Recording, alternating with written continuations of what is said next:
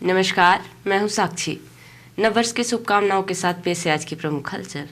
पूरे मध्य प्रदेश में bus driver हड़ताल पर हैं। ड्राइवर हिट एंड रन मामले में लाए गए नए कानून का विरोध कर रहे हैं। अधिकतर जिलों में बसों के पहिए थमे हुए हैं।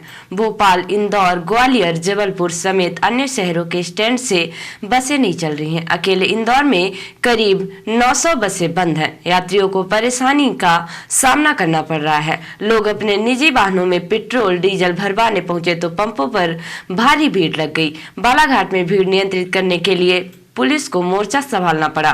पूरे मध्य प्रदेश के साथ बस ट्रक ड्राइवरों की हड़ताल का असर सीधी जिले में भी दिखाई दिया।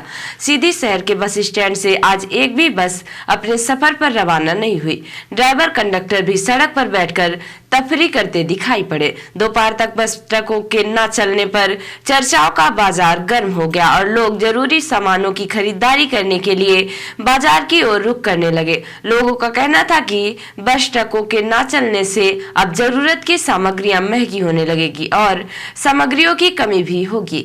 3 दिनों के लिए घोषित की गई इस हड़ताल का असर व्यापक होने वाला है। इस हड़ताल को लेकर कांग्रेस पार्टी भी अब मुखर होने लगी है। 1 जनवरी को जिला कांग्रेस कमेटी सीधी के अध्यक्ष ज्ञान सिंह चौहान ने पत्रकारों को बुलाकर बस ड्राइवरों की हड़ताल को अपना समर्थन देते हुए कहा कि यह कानून उचित नहीं है, जिसकी वजह से आज लाखों लाख बस ट्रक ड्राइवर को अपनी रोजी रोटी छोड़कर हड़ताल पर जाना पड़ गया। इसके साथ ही जिला कांग्रेस अध्यक्ष ज्ञान सिंह चौहान ने कहा कि हमारा पूरा समर्थन बस ट्रक ड्राइवर के साथ है। अगर जरूरत पड़ी तो कांग्रेस पार्टी आगे आकर इनको समर्थन करेगी। जिस तरह से ड्राइवरों को लेके कानून लाया गया है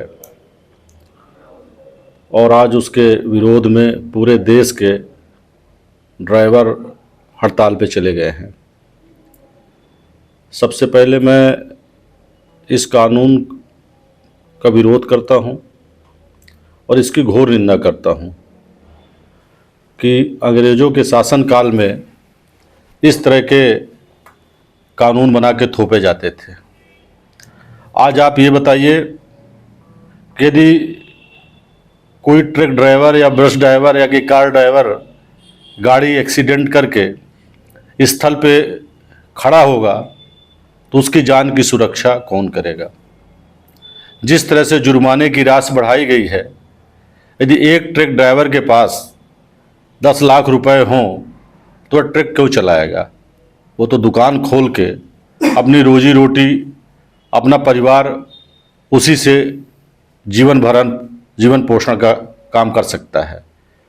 जिस तरह से ड्राइवरों के खिलाफ ये कानून बना है, कांग्रेस पार्टी उनके साथ खड़ी है और इस आंदोलन में यदि आगे भी आंदोलन ये बढ़ाएंगे तो कांग्रेस पार्टी उनके साथ में जाएगी। यह आज हम सीधी जिला कांग्रेस कमेटी के अध्यक्ष होने के नाते मैं ये संदेश देना चाहता हूँ। दूसरा, आने वाले समय में आप देखिएगा कि 3 दिन की हड़ताल है। आप कल से देखिएगा कि दूध का, फल का, सब्जी का रेट बढ़ जाएगा और यदि हड़ताल आगे बढ़ी तो ये सब दाम आसमान छू लेंगे। इसकी व्यवस्था क्या है? अभी इस पर सब कुंभकर्णी नींद सो रहे हैं। देश की अर्थव्यवस्था पर भी यदि लंबे समय तक हड़ताल होगी तो देश की अर्थव्यवस्था पर भी असर पड़ेगा। पूरे देश का व्यवसाय जिस तरह से प्रभावित होगा, जब मालवाहक नहीं चलेंगे तो व्यावसायिक गतिविधियां लगातार प्रभावित होंगी। यह सब नुकसान और इसकी भरपाई कौन करेगा? जब से केंद्र में और राज्यों में भाजपा की सरकार बनी है, लोग क्या कहते हैं? भारतीय जनता पार्टी की नेता महिमा मंडित करते हैं कि मोदी सरकार है। मध्य प्रदेश में तो शिवराज जी की बात करते थे, लेकिन शिवराज जी की तो बड़े जिस तरह से विदाई हुई तो बहुत दुखद रहा। तो जो मोदी, योगी और शिवराज की बात करते थे, आज उस प्रदेश की जनता नए साल के उपलक्ष्य में उन प्रदेश की जनता को, भारत देश के हर प्रदेश की जनता को ये कह लीजिए कि जिस तरह से आज 1 तारीख को सौगात मिली है, तो कहीं न कहीं सबके मन में ये दुख होगा, और ख़ासकर उन परिवारों को जो लाखों लाख परिवार जो इस पेशे में थे, चाहे वो टैक्सी ड्राइवर हों, चाहे ऑटो चालक हों, चाहे ट्रक ड्राइवर हों, चाहे बस ड्राइवर हों, उनकी रोजी रोटी की व्यवस्था कैसे होगी।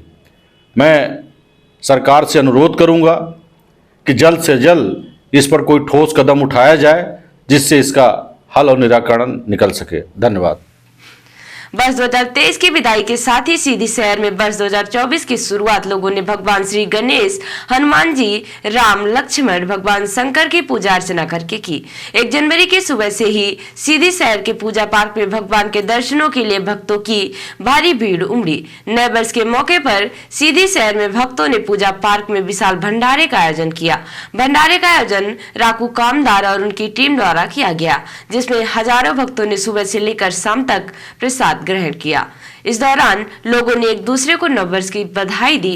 युवाओं ने एक दूसरे को फूल दिए और केक काटकर एक दूसरे को खिलाकर नए वर्ष की खुशी का इजहार किया। 1 जनवरी को जिला कांग्रेस कमेटी के अध्यक्ष ज्ञान सिंह चौहान ने मीडिया के माध्यम से सीधी जिले के लोगों को नववर्ष की हार्दिक शुभकामनाएं दी हैं। ज्ञान सिंह चौहान ने समस्त जिले वासियों के मंगल और सुख समृद्धि की कामना करते हुए कहा कि ईश्वर आप सबको तरक्की और खुशहाली प्रदान करे। आज नववर्ष 2024 के उपलक्ष्य में मैं समस्त जिलेवासियों को अपनी शुभकामना प्रेषित करता हूं कि स्वस्थ रहें, दीर्घायु रहें और खूब तरक्की करें। उनका परिवार और वो जीवन में जो भी सपना हो उसको पूरा करें, ऐसी मेरी ईश्वर से कामना है। और इसी के साथ साथ मैं मकर संक्रांति की भी सीधी वासियों को बहुत सारी बधाई एवं शुभकामना देना चाहता हूँ।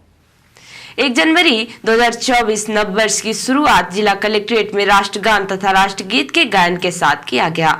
इस अवसर पर कलेक्टर साकेत मालवी द्वारा सभी को नववर्ष की शुभकामनाएं देते हुए उज्जवल भविष्य की कामना की गई है। कलेक्टर ने कहा कि इस नए वर्ष में नई ऊर्जा, स्फूर्ति और उमंग के साथ अपने दायित्वों का निर्वहन करने का संकल्प ले, अपने दायित्वों के कर्तव्यों के प्रति सजग रहे तथा योजनाओं के प्रभावी क्रियान्वयन तथा लक्ष्यों की प्राप्ति में अपना योगदान करें, जिससे लोगों के जीवन में सकारात्मक परिवर्तन आए। इस मौके पर मुख्य कार्यपालन अधिकारी जिला पंचायत राहुल धोटे, उपखंड अधिकारी गोपद बनास, नीलेश शर्मा सहित विभिन्न विभागों के जिला स्तरीय अधिकारी एवं कर्मचारी उपस्थित है।